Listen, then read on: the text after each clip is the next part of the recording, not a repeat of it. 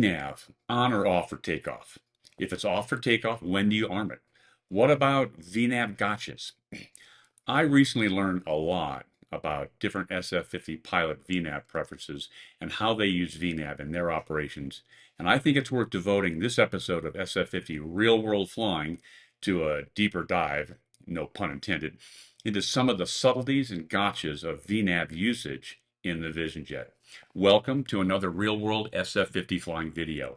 This one is titled Real World V-NAV Use. Hello, I'm David Weeks. I've been flying professionally for over 50 years, starting as a CFI, then as a charter pilot in Light Twins. I spent time as an air ambulance pilot in Swearingen Metro, and I worked as a demonstration pilot for the Learjet factory. I had a 35-year airline career flying the 737-200 and 300, the A320 series, and I retired as a Boeing 787 captain, and I'm also a current CFII. I've got over 750 hours in the SF-50, and I'd like to share my SF-50 experiences with you. Maybe other YouTube channels that have glitzier production values than this one. I like to spend my time writing and teaching about the SF-50 and not doing post-production work. So just imagine this video is like a hangar chat session between friends. First, I do want to state clearly that the procedures in the Cirrus Vision Jet airplane flight manual and the material in the pilot's information manual are always controlling. This video is not flight instruction, nor is it ground school. These are simply my thoughts about some of the pros, cons, and gotchas of using V-NAV. Now, this discussion stems from a thread in the Cirrus Vision Jet Pilot and Owners Forum. Some of you may not be able to access the VPO forum or choose not to, and that's another reason why I want to have this V-NAV discussion. Now, I think most of us understand the basics of V-NAV. In auto-throttle equipped airplanes, it's armed automatically when the avionics are powered up. You select a SID, standard instrument departure, or a STAR, standard terminal arrival route, that has all the altitude restrictions pre-programmed, or create your own vertical restrictions on your own flight plan, and with V-NAV armed, the flight director or autopilot will do its best to fly the vertical profile. V-NAV altitudes are always constrained by the altitude set in the altitude selector window.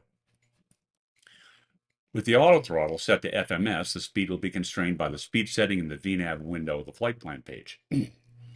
Okay, so those are the basics.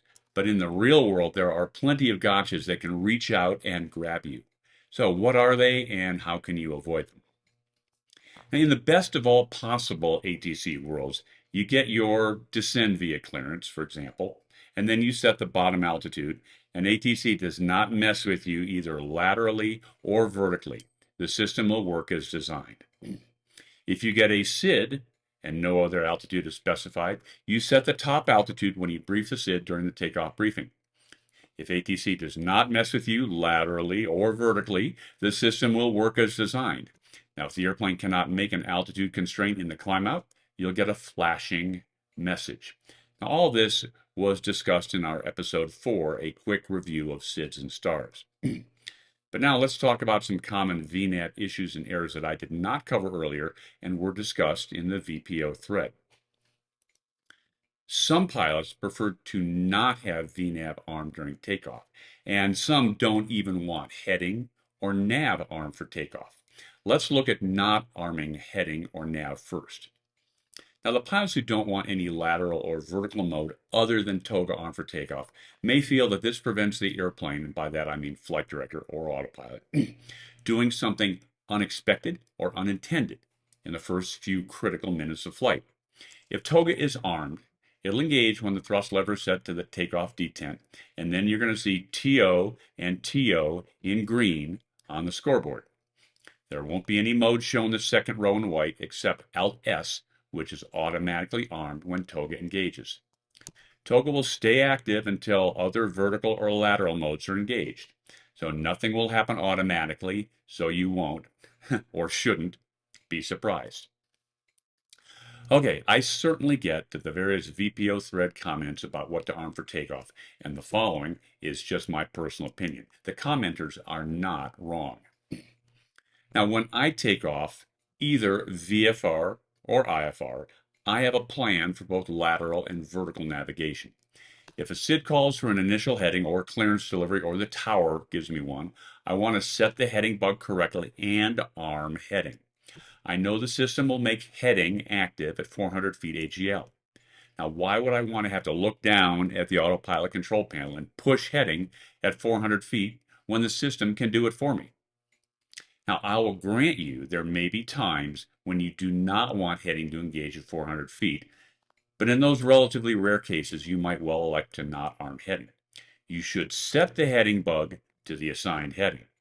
Doing this before you take the runway means you don't have to divert your attention to setting the heading bug at the desired time, especially if you're hand flying. But I don't let the exceptional cases drive my normal procedures. Vertically, if I'm doing a VFR or IFR departure with no vertical constraints, there's no reason not to keep VNAV armed. There's nothing for VNAV to do, no altitude constraints to be observed. I don't see any downside to having VNAV armed with no vertical constraints in the flight plan. Even on a plain vanilla local VFR flight, I always have a plan for altitude, and it's set in the altitude selector window.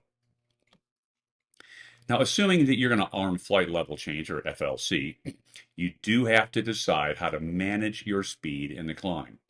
Some pilots prefer to use FMS mode, and some prefer manual mode and use the thumb wheel to set the desired climb speed. Then we have to decide if we want to arm the auto throttle for takeoff. Let's look at each one. The no auto throttles for takeoff guys have a very valid concern that it can be surprisingly easy to exceed the 200 knot speed limit in Class C and D airspace, and also the 200 knot speed limit when under a Class Bravo shelf. Now, depending on how you have your VNAV speed preferences set, the little jet can quickly bust those speed limits.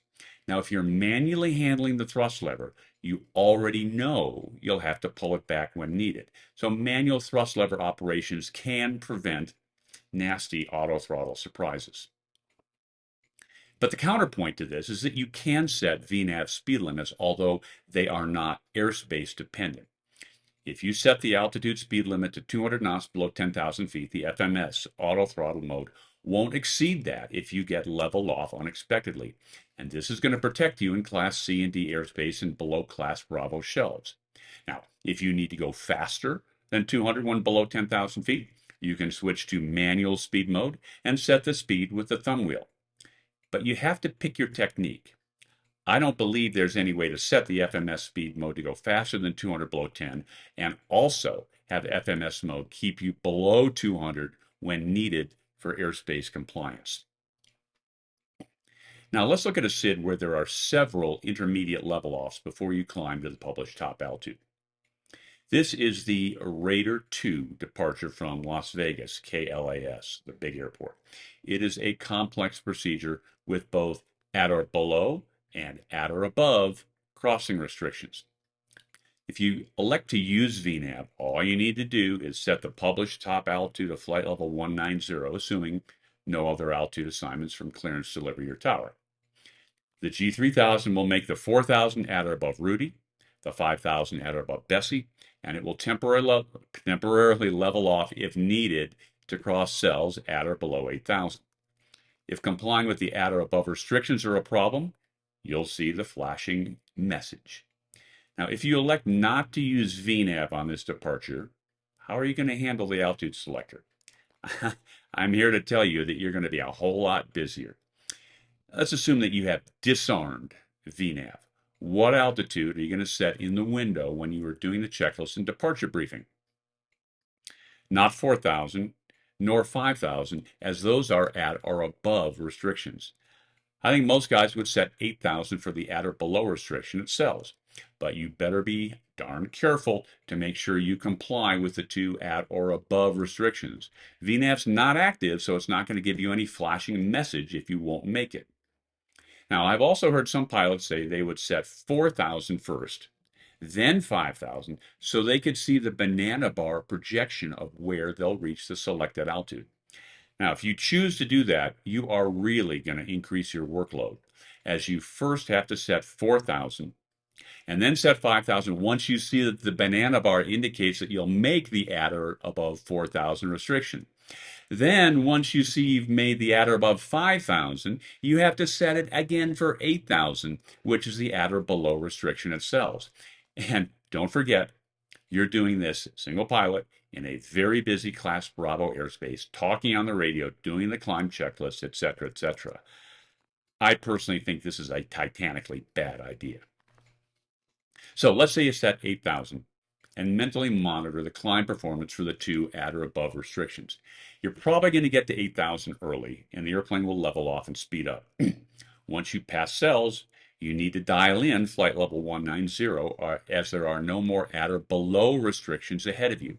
So dial in 190, push FLC, and if you're not using auto throttle, set MCT for max continuous thrust.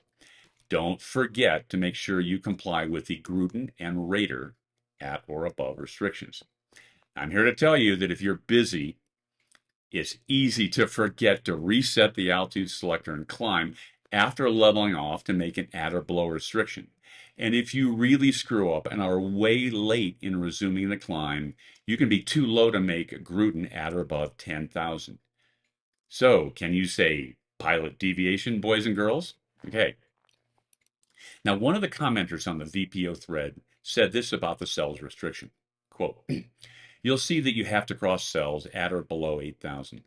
The top altitude for this procedure is flight level 190. If your clearance is to maintain 9,000 on departure, you'll have to turn off V-NAV that was armed by default. If you forget, you'll level off at 8,000, which is a vertical deviation. In this case, the time to turn on V-NAV is when you've been cleared to climb via the SID. Now, I am the first to say that I am not an air traffic controller, but in my 30 plus years of flying in and out of Las Vegas, I've never heard the SID altitude expressed that way.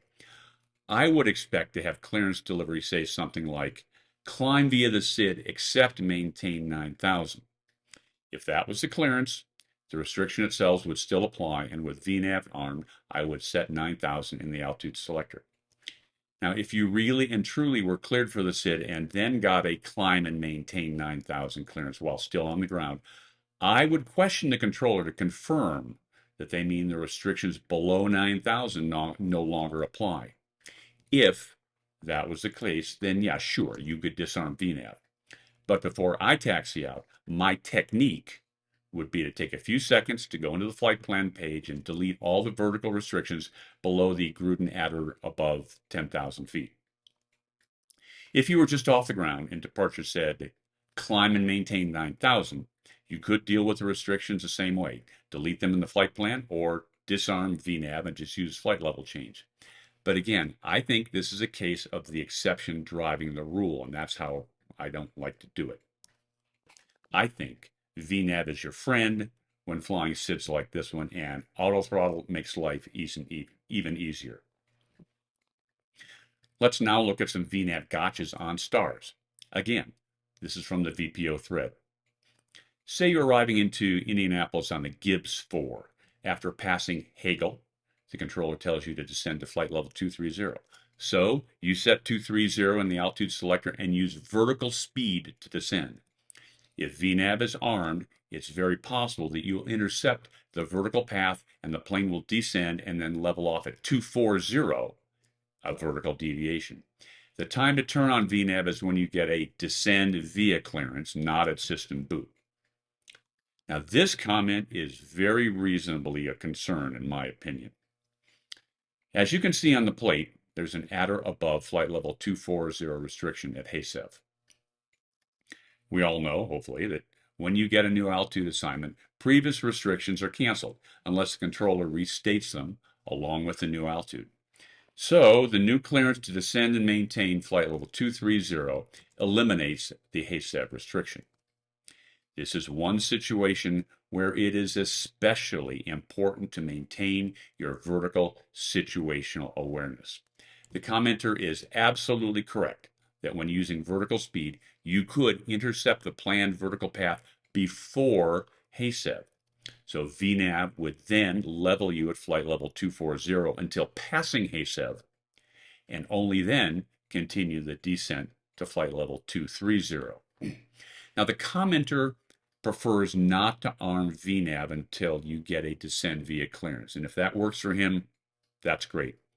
I do want to say that it would be a perfectly normal scenario to have already gotten the clearance to descend via the Gibbs 4 and then subsequently get the descend and maintain flight level 230. So waiting to arm VNAV until you get the descend via won't always prevent a VNAV related pilot deviation. What will prevent one is always knowing your planned and projected flight path, both vertically and laterally. If you have map mode in full screen on the MFD configured to show the vertical path and VNAV restrictions, you should easily be able to see if you would intercept the vertical path before the HASTEV at or above 240 restriction, which would require pilot intervention, or after it, which would not require pilot intervention. Okay, what are the takeaways here? One, VNAV is a powerful tool. It can make complying with a complex SID or STAR much easier, and even more so if you use auto throttle. Trying to do those complex procedures without using VNAV may require lots of altitude selector changes before and after crossing fixes, adding to your workload in busy airspace. Two, powerful tools can produce unpleasant surprises if you're not fully proficient in using them. If you are constantly having those, what is it doing now moments, you either need to stop using VNAV or, better yet, get back into the Garmin G3000 manual, talk with experienced SF50 pilots and CSIPs on the VPO or COPA forums, and learn the system. VNAV and auto throttle or not, as you prefer, as long as you are aware of the pros and cons of your preferred method. Full automation can have its own gotchas, and no automation has its own set of gotchas. 4, regardless of how much automation you choose to use, there is no substitute for maintaining a vertical and lateral situational awareness at all times. I'm David Weeks, and thanks for watching this episode of Real World SF50 Flying.